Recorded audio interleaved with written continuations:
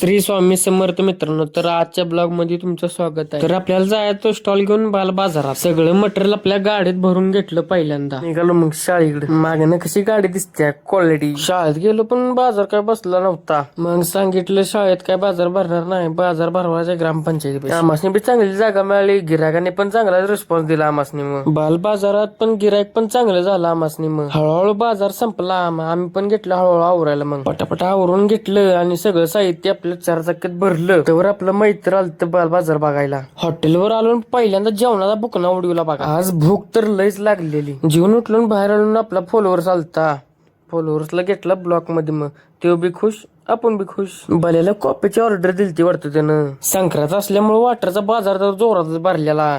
गर्दी सगळीकडे गर्दी दिसत होती. हॉटेलवर आलतो तो पत्तर आलता आपलं ऋषी बाबानं पण उडवला की मग वडापावचा बुकना. हॉटेलमध्ये पण चांगलं गिराईक झालं. गिराईक काही थट्टतच नव्हतं. घरला जाऊन मोबाईल चालू केला तर आपला जोडीदार आलता लाईव्ह.